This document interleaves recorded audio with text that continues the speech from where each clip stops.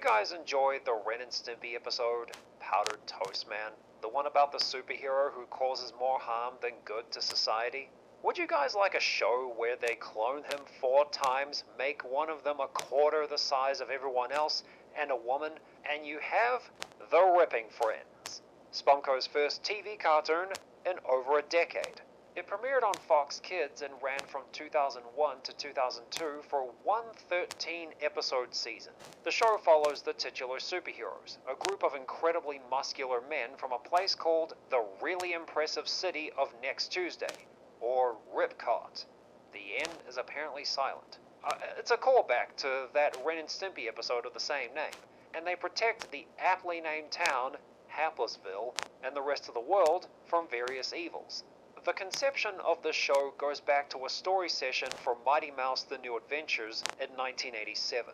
After they were fired from Ren and Stimpy, John Creasfalucci and Jim Smith revisited the concept, with the intention to turn it into a movie. But as you've already guessed, that got scrapped and we eventually got this show. That story session will come back up twice more in this video, so I want you to hold on to that. The Ripping Friends are all adopted brothers who live with a short woman named Humour. She acts as her namesake and as their drill instructor, keeping our boys in shape. She's performed okay, but there were moments where she sounds flat. Why, Rip? I can't believe you would concoct such lies about poor, gentle Anton, the most loving foreigner in the world. She's joined by Jimmy the Idiot Boy, who tends to the menial labor around the house and is more competent here than he was back in the goddamn George Liquor program. Crag is the leader of the group and is the one who comes up with the plans. A lot of them are pretty solid, but one borders on strange. He kidnaps his own mother to use as bait to catch one of the villains we'll meet later. Harvey Atkin, the voice of Sam from Sam and Max Freelance Police, played this man for the first 5 episodes. Apparently John gave the actors quite a workout, naturally, and was afraid Atkin would have a heart attack, so he replaced him with Mark Daly, who was a better fit for the characters. Atkin just sounds like Sam disguised as a muscle-bound hero without the intelligent dialogue known to the character. Men, this is serious. Folks are whistling up all over town, and it's up to the Ripping Friends to find out why. Don't make me come over there. Come on, fellas. Jimmy's coming to pick up the laundry, so get your dirty clothes ready, pronto. But in just a few short minutes, there will be a lunar eclipse. The gravitational pull between the Earth and the Sun will eliminate all friction in this vicinity. For a period of 5 minutes and 3 seconds, Frictor will be stripped of his power. I'm just tossing darts in the dark here, but I'd say this whole trans-dimensional mess is the combined result of you storing toxic oozes in leaky zippy-lock bags in a freezer that's about as neglected as Quasimodo at a Sadie Hawkins dance. I'm sorry, guys, but I think I'll take this job myself. Because I'm the only one who hasn't had my own episode yet. I was just waiting for Max to pop out somewhere. Slab is the token black guy of the group. I can't remember anything else about him other than he's played by Merwin Mondesir, the man who a decade later would play TC in the found-footage horror film Grave Encounters, a movie I can't watch without feeling nervous about being in the dark alone. Chunk Nugget is the child of the group who likes to read comics, and on occasion be a rebellious teen, stupid clothes and all, and is willing to volunteer for missions. The contrast between his sweet demeanor and his chiseled physique is okay, which were things that Rip used to get under his skin, and fights would break out between them. Rip is the hothead of the group, often acting before thinking and refusing to listen to reason. He's modeled after classic Hollywood actor Kirk Douglas, a man whose likeness and work have been referenced in projects John has been a part of, and Mike McDonald channels his energy for Rip and would later play a lifeguard in Ren and Stimpy's adult party cartoon. I appreciate the performance, and the character is slightly amusing. I just don't like him when he's a tool and the writers don't allow him to grow as a person. I'll get more into that later. Our boys take on a whole host of bad people throughout this show. I'll talk about them in order of appearance. The first one I fished out of a little girl's mouth. This is the Indigestible Wad, a wad of bubblegum that got exposed to radiation from a brand new x-ray machine the dentist used on that girl's mouth the gum was inside. My mommy told me never to take gifts from men in underwear. That has to be the best piece of advice a mother could give to her daughter. Why couldn't Robin's mother give something like that to her? When he does this, he ends up making zombie hordes when he sucks them dry. His weakness is that he shrivels up when exposed to sunlight, so he has to either find shade or make his way back to the little girl's mouth to hide out until the following night. Our boys find him and figure out how to defeat him by splitting him into thirds and melting him down. Harvey Atkin voices this wad of chewed gum and delivers an over-the-top performance for this okay character. The idea for him came from a Mighty Mouse story session. The character was originally called Billy Gumwad. Let's hear Call him Billy Gumwad. Billy what? Billy Gumwad. He can live in somebody's mouth. He's a piece of gum. He's got legs. He's got a big smile. He runs around. See the cat. The gum chews you. Yes, Billy Gumwad. A wacky new character brought to you from Bakshi Animation. He never made it into an episode of that show, but they held over the idea for this one. Citrocett is a European dictator from Yugoslavia who the friends fight frequently. When the episode introducing him, The Infernal Wedding, the friends reference their history together and all their confrontations as a meta-joke for repeated confrontations, believing each of them would be the last. Citrocett? Gee whiz, I thought we finished him off for good. Yeah, didn't we finish him off the last time we fought? Yes, and the 37 times before that. Despite them fighting each other on numerous occasions, the memo was never delivered to their mother when they end up in a relationship. Yet she doesn't seem to believe it when Rip tells her he's a bad man making her own sons do bad things, instead disowning him when he tells her about it. That's Citrocett the Merciless, the evil dictator of Yugoslavia! He wants us to take over America for him so he can rule the world! Well, that's it. I quit! Okay, if that's the way you want it, forget everything I ever taught you. Go on then. Get out of here. Leave! You're no son of mine! She does come to her senses about Citrocett. Not after she finds out he took over the White House and launched several missiles at Europe, but after he catches him getting friendly with his new personal assistant, who is actually Jimmy the Idiot Boy, dressed in drag.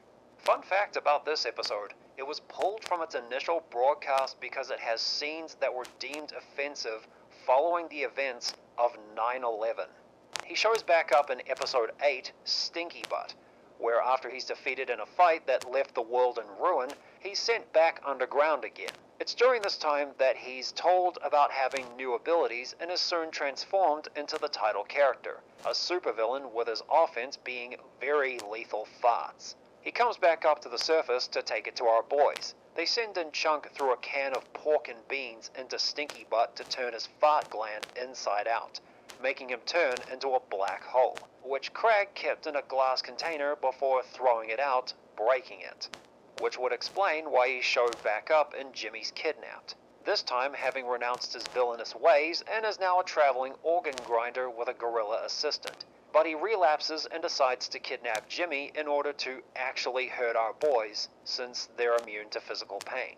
When they find out what happened to him, they look at Rip with shame for bullying him earlier. He sets out to look for him by himself. As he's searching for him, Citrocett and his monkey are torturing the poor boy. These instances got this episode pulled from its initial broadcast as well. What's weird about this episode is that it ends with Citrocett disguised as Jimmy after Rip comes to save him, getting tortured by his gorilla assistant. There's no scene where Rip apologizes to Jimmy for his bullying. That won't be the last time an episode didn't end properly. Out of all the villains in this show, Citrocett makes the most appearances. John Creasvellucci voices him, using a voice he'd later use for Ren in Adult Party Cartoon. Another thing I noticed while watching is that sometimes his audio would clip during the Infernal Wedding. Never shall I rest until I conquer the most big country on earth! Only those pigs, the Ripping Brothers, stand between me and my needs. As for Citrocett, he's a competent villain, when our boys aren't written to be immediately whipped and their mother didn't have a momentary brain fart while with him. Flathead is a parasite that had bitten Chunk, putting him out of action for the episode Flathead's Revenge. This worm is made fun of by our boys for being tiny, spineless, and ultimately irrelevant in the circle of life. Their mockery motivates the worm to create an army of his own as he can reproduce asexually. This doesn't make our boys look good. Of course, they're able to quickly dispose of them and return the spines to their citizens. Flathead succeeds at coming across as sympathetic and competent in his schemes. Frictor is a monster who has the ability to make himself and others smooth or rough at will, and the ability to harm others by increasing the friction on them. He was created by accident when our boys tried to give Jimmy some friction for his fingers from the calluses on their feet. A while after escaping and making some poor boy kiss a cop's butt after sliding off of his girlfriend's lips, he appears on a talk show to say he wants to settle down and start a family. I don't know what kind of woman would find him attractive, but I'm sure she's out there. The boys' reaction to this is strange, as they deem him criminally insane for wanting love. And even stranger in this episode is Crag kidnapping He-Mom to use as bait to lure Frictor onto the moon for our boys to capture him. Apparently an eclipse will temporarily rob Frictor of his power, allowing the Ripping Friends to take him down. He was presented as a real brute and was okay in this role. One laundry day, Rip forgets to put his underwear in Jimmy's wheelbarrow for him to wash their clothes in the river. I'd like to point out that this show has the setting of what people in the 1950s thought the future was going to look like. Except this was 2001. But even in the 50s, washing clothes in the river would be seen as primitive in that imagined future. Anyway, Rip misses Jimmy and he tries throwing his underpants out the window to get it into the pile, but he misses. It ends up going on a journey into space through a storm, gets knocked down to Earth, into a volcano, and spat into a pool where microorganisms embedded it, bringing it to life. The first thing he does is possess a few people, Jimmy and Chunk's favorite superhero, Pooper Man. He managed to commit several crimes with the latter.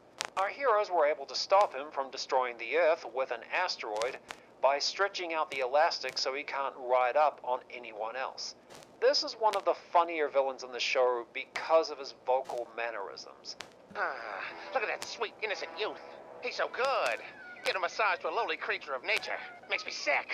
Now's my chance. I'll turn good into evil, yeah! Mr. Ovulator is a man-sized chicken and the owner of a chain of chicken shacks where he makes the cows who used to be on the ranch the chicken owns. This is bad because the cows who work there wanted to be slaughtered and have their meat sold to the public. The Ripping Friends find out about his animal cruelty when they notice steak is absent from their usual breakfast of steak and eggs. Slab is sent to investigate when his brothers lose their muscle mass because they didn't have any meat this morning. But he could retain his protein for longer. He meets the rotten yolk at his shack, and after a fight containing egg-based gags, Slab bests him by hypnotizing him with a rain cloud so he can turn him back into an egg. The cows gift him with steaks for his brothers, and the scrambled eggs they had with it was Mr. Ovulator. That's appropriately dark. The scenario they've put him in is a little funny because of the... Wait a minute. You want me to kill you? Yes! Why? element to it. He's the funniest behind Rip's underwear. The muscle magician is a circus performer who believes his boss is underpaying him. Like his name suggests, he can use magic to control someone's muscles. When Chunk, who was in his rebellious teen phase in this episode, wearing some very dumb clothes, comes up on stage, the magician decides to use him to rob his boss and several banks in town alongside his elephant. His brothers find out about this and quickly assume that this was caused by the music he listens to and set out to end rock and roll, while Chunk quickly arrests the magician and carts him off. He was unremarkable and the episode's pacing didn't help him. And the man from next Thursday is someone from the future who travels back in time to break into their lab and steal their DNA to figure out how to kill them. This guy is given a two-parter for the season finale. The break-in creates tension between our heroes who suspect each other of working with the man from next Tuesday. We learn that he comes from a future where everyone has a giant finger poking out of their chest. The Thursday man got into an accident that lost his thumbnail. He went to Slab to have it fixed, but he put it on the wrong side of it. He believes Slab rushed the procedure so he could go on another adventure with his brothers and wants them dead for it. But not until he figures out how to commit the deed using their DNA, as he'll find it in a Ripping Friends comic book. In this show, superhero escapades are chronicled by comic book writers. That sounds like a privacy violation lawsuit waiting to happen. Crag catches the one who's been following him and promises not to expose what he actually does to his wife if he helps him take down the Thursday Man. The man from the future was able to make Kryptonite from the DNA to take them out. He heads back to their time for the fight. Our heroes are still unable to trust each other, and that's what appears to do them in. Crag reveals he had a hand in writing the comic Thursday Man got the idea from. What he used on them, radioactive dust, has no effect. The man was unhinged, and I bought into him finding a weapon to use against our boys. He just wasn't someone to build a two-part story around. Do you remember me mentioning earlier the Mighty Mouse story sessions? Because like with that show, they focus an awful amount of time on the villains than on our heroes. While Mighty Mouse is an established character and is basically Mickey Mouse meets Superman, two of the most recognizable figures in pop culture and the most boring characters to write for, the Ripping Friends are original, and they aren't given time to develop personalities outside of being stock character types like the leader, the child, the hothead, and the token black. And villains like Frictor, Muscle Magician, and Citrocett, when he got back into villainy, kind of bring out the worst in our boys. Now, where the other characters in Mighty Mouse were on long enough for people to have a positive memory for them, that's in large thanks to the episodes being 11 minutes, an average episode of The Ripping Friends is 22 minutes long. So applying the format from Mighty Mouse here affects the pacing of the episodes and the humor. Whenever an episode comes up too short, whether because there wasn't enough story to fill the 22-minute runtime or it stops before the real ending, they fill it out with a segment called Rip Along with the Ripping Friends, where they read letters from fans who complain about things in their life, and our heroes set out to solve their problems. When dealing with those who wronged the kids, they encourage them to get some paper to tear up, pretending it's the person that wronged them. It's a nice way to get the audience involved, but to have a segment of this nature this early in the show's life comes off as full of itself. Like they expected to have fans before the first season premiered. Ren and Stimpy at least waited until they got a letter from a fan before dedicating an episode to the kid. Despite the poor timing of the segment, it had some good moments. Rip taking it to the adult who still had a kazoo stuck in his throat who now ruins things people like cereal box prizes, and a little girl getting upset by a bear calling her cute because of her dress stand out. And it's in one of these segments where there was more censoring. It's the hot dog and bun rip-along where they're discussing a solution to the problem of how many hot dogs and buns should be in one pack. The hot dog suggests they should make the buns come in packs of 10. The bun suggests the hot dog should come in packs of 8, which sounds like the most practical solution. It's too bad the hot dog and Rip don't see it as a good idea. After Rip does the rip-along, he makes the two shake hands and hug. When they do the latter, the hot dog splits the bun apart. It's Sausage Party 15 years before Sausage Party. The hug was edited out because I guess it looked sexual. But they allowed episode 11, The Ripping Friends Meet Dr. Gene Poole, an episode that featured a scene that can be best described as softcore porn, to air. Your supple shoulders, so smooth like fresh churned cream. That's enough for now. While there aren't any detailed gross close-ups like in Ren and Stimpy, there was still quite a bit of gross out in it. A while back, Mr. Enter included this show in his top 10 worst cartoons of the 2000s list at number 9. He stated the reasons why he put it there was that it was on model, despite it being a Spumco production, and that it wasn't gross. I'm gonna have to disagree with him on that one, as this show is plenty gross. One of the villains uses farts as a weapon. We're shown organs when Rip tries to help Chunk with that worm. There's cat poop in the Thursday Man's cat's litter box. Another one of the villains in the show is a wad of chewed bubblegum. Mr. Ovulator fires his eggs out of his rear. That's pretty gross, is it not? There are also a handful of times where the show is either satirical of superhero cartoons or meta.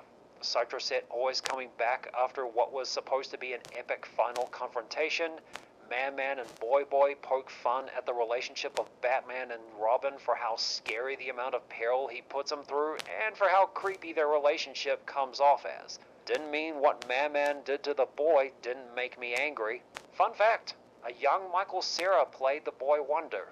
And there were some meta moments.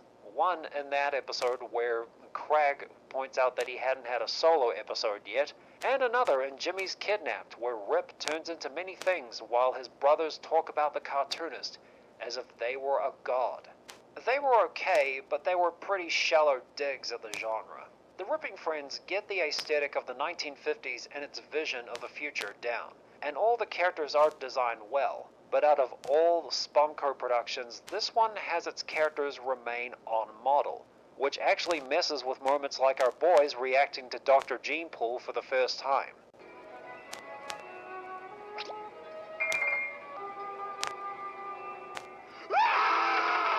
This looks very restricted. The Ripping Friends had the potential to be a timely jab at superheroes at a time where the market for comic book movies was small, but their attempts at being satirical are few, and compared to shows of its kind like Earthworm Jim, The Tick, and Freakazoid, it was either okay or boring. The pacing is too slow and uneven, sometimes they stop before it's really finished or have to fill up the remaining time when they come up short. This robs a lot of the humor of its punch. Each episode cost $400,000 to produce, and since it only lasted one season, I imagine it didn't rake in the numbers for it to be kept around.